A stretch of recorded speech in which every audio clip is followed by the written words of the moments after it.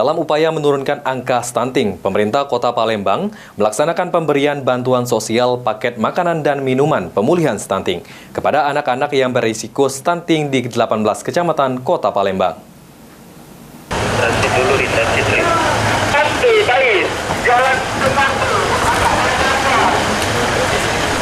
Dalam upaya menurunkan angka stunting, pemerintah Kota Palembang melaksanakan pemberian bantuan sosial paket makanan dan minuman pemulihan stunting yang diberikan kepada anak-anak beresiko stunting dari 18 kecamatan Kota Palembang pada Jumat 26 Januari 2024 di halaman rumah dinas Wali Kota Palembang.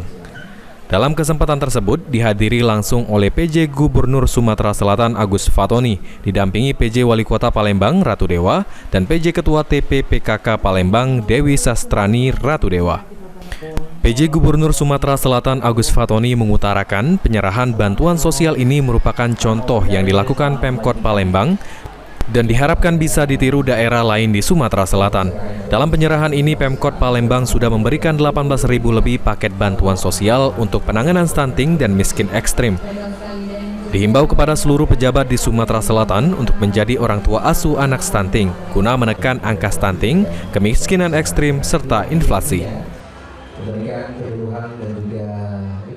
Totalnya sudah 18.000 lebih ya, 18.000 lebih kepada keluarga stunting dan juga kepada keluarga yang miskin ekstrim. Jadi sudah by name, by address, jadi per nama, per keluarga, per orang. Sudah dilakukan semua untuk di Kota Palembang. Artinya kalau ini konsisten kita lakukan, ini bisa mengentaskan stunting dan kemiskinan ekstrim di seluruh Sumsel. Kalau ini dilakukan di semua daerah.